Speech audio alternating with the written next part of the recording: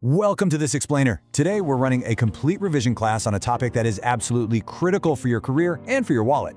We're talking about finding the perfect programming machine without falling for all those deceptive spec sheet traps. Whether you're a student, a bootcamp grinder, or a professional developer looking for a reliable daily driver under $800, you are definitely going to want to take notes. We're evaluating real-world coding impact today based on extensive testing, completely bypassing those standard, misleading benchmark charts. So let's kick things off with a pretty provocative question. Is your next $800 laptop actually going to destroy your productivity? The unfortunate truth is that most best of lists online are hiding the fatal flaws that will completely ruin your daily workflow. The reality is, every single laptop out there at this price point has compromises. Our goal today is to uncover exactly what those compromises are, so you can make a truly informed decision rather than discovering a deal breaker a month into a big project. Like your laptop dying right in the middle of a live client demo. Absolute nightmare, right? This quote brilliantly hits the nail on the head for our entire philosophy today. A mushy, shallow keyboard isn't a minor complaint. It's a repetitive stress injury waiting to happen. We're evaluating real-world coding impact here, not just some 5-minute speed test. When you're typing for 8 to 12 hours a day, the physical interface of your machine is literally just as important as the silicon inside it. All right, let's dive right into section 1, what actually matters. Before we even look at specific laptop models, we need to completely reset how we judge hardware. Okay, here are the 4 absolute pillars of a solid developer machine. First up, you have got to have 16 gigabytes of RAM at a minimum. A huge, very common mistake learners make is settling for 8 gigs of RAM. Think about your actual workflow for a second. You're running a local database, a node server, your heavy IDE, and probably 20 browser tabs just to read documentation. Try doing all of that on 8 gigs, and your system is going to freeze up every single time you save a file. It's painful. You also desperately need a top-tier keyboard to survive those long hours. You need reliable thermal performance for sustained workloads, and finally, you need a display quality of at least 300 nits on an IPS or OLED panel. Preventing eye strain isn't just some luxury, it's a vital health investment. Now, there's a really clear distinction between a device built for advertising and one built for actual, sustained, heavy lifting.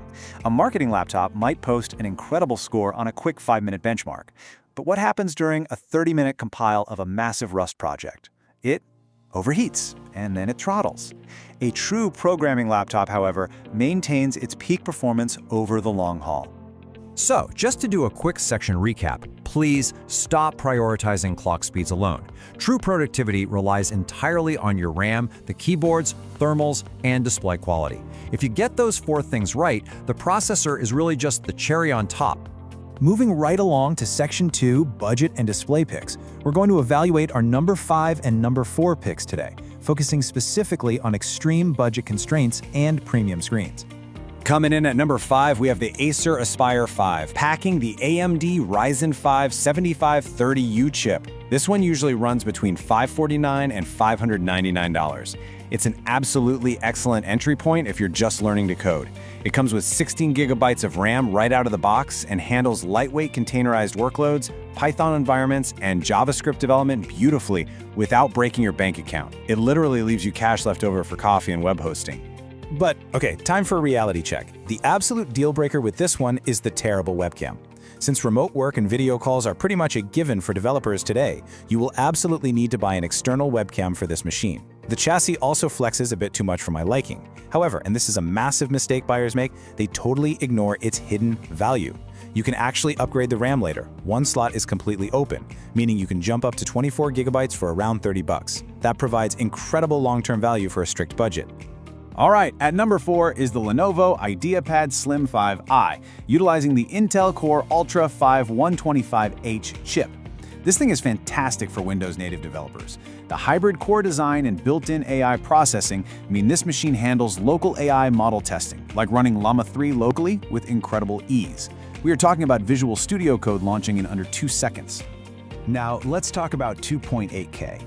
That number highlights its stunning OLED display, and honestly, it's a total game changer. Investing in a 2.8K OLED panel with a 90 Hz refresh rate over a standard IPS screen significantly reduces eye fatigue during those grueling coding sessions. The pure blacks make dark mode an absolute dream. Plus, it features a Thunderbolt 4 port, allowing you to run a 4K monitor, a USB hub, and charging, all through one single cable. To recap this section in just one sentence, the Acer saves your wallet with its upgradable budget value, while the Lenovo saves your eyes with that premium OLED display and gives you elite Thunderbolt connectivity. Transitioning now into Section 3, Power versus Silence. We're going to look at a fascinating contrast between raw, loud performance and absolute silent efficiency. Here we have the ASUS Vivobook Pro 15 OLED, sitting at number 3, right across the aisle from our number 2 pick, the Apple MacBook Air M3. These two machines represent completely opposite approaches to developer productivity. Let's break down exactly what makes them so different. So, the ASUS packs a desktop-class Ryzen 7 7745HX processor. It delivers 30% faster code compilation times on medium-sized React apps, and it doesn't even blink at running multiple heavy Docker containers. But it runs loud, like very loud. Conversely, the MacBook Air M3 provides best-in-class single-core speed, a massive 12 to 14 hours of real-world coding battery life, and a highly efficient Unix-based developer experience. Best of all, it has zero moving parts. It is completely fanless and silent, meaning you won't sound like a jet engine taking off during your morning stand-up meetings. But here is the crucial part: avoiding common purchasing mistakes with these two. Listen carefully to these deal breakers. For the ASUS, the aggressive thermal management means you are absolutely going to need headphones if you work in a quiet shared workspace. And for the MacBook, well, the 8GB base model is a total trap for developers, period. You absolutely need the 16GB model, but finding that under our $800 threshold requires hunting for education discounts, refurbished units, or catching a really rare sale.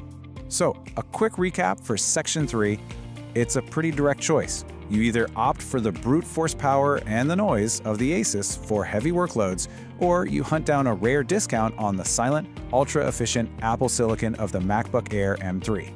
Okay, let's dive right into Section 4, the ultimate developer value. This is our #1 spot. We've seen budget, screens, power, and silence. Now let's see what makes the absolute ultimate daily driver for a professional developer. Taking the crown today is the Lenovo ThinkPad E16 Gen 2, rocking the AMD Ryzen 7 7730U. Simply put, this machine boasts the absolute best laptop keyboard in the entire industry.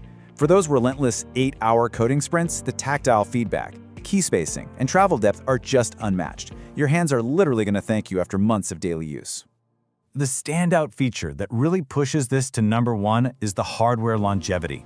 It has 2 accessible SODIMM slots. That means you can easily upgrade it to 32GB of RAM for around $50 down the road. Now, a very common mistake is judging this machine by its kind of boring corporate business aesthetics, or its weak integrated graphics, which, yeah, means no serious local ML training or gaming. But its true power lies in its upgradability, enterprise-grade security like TPM 2.0, and its flawless out-of-the-box Linux compatibility. That alone is going to save you days of hunting down obscure driver updates. So to recap this section, while it definitely lacks a flashy design, the ThinkPad is the unmatched workhorse for serious typing, enterprise security, and tremendous long-term upgrade value. All right, let's move into our final segment, Section 5, Finding Your Perfect Match and Revision Quiz. We're going to lock in your knowledge by finding your perfect hardware match, and then finish up with a quick revision test. This fast reference breakdown proves that the best laptop isn't just the one with the highest benchmark score. It's the one that perfectly fits your specific workflow. If you type constantly, get the ThinkPad. Rely heavily on the Unix terminal and Mac OS? Hunt down that Mac M3. Doing heavy C++ compilation? The ASUS is your best bet. If you stare at Windows code all day and really care about your eyes, get the IdeaPad OLED. And if you're just starting out on a really strict budget, that Acer Aspire 5 is going to serve you super well. Let's test what you've learned today with 5 quick revision questions. Can you answer them all? First up, what's the absolute minimum RAM for coding? It's 16 gigabytes, no exceptions. Number 2, why is keyboard quality considered a health investment? Well, because it prevents repetitive stress injuries over thousands of hours of typing.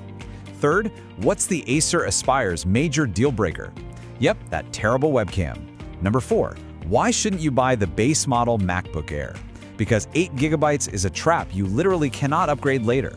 And finally, what gives the ThinkPad E16 its massive long-term value? It's fully upgradable RAM slots and flawless Linux compatibility. So, knowing all these deal breakers and strengths, which of these developer profiles actually matches yours, and exactly what stack are you going to be coding on.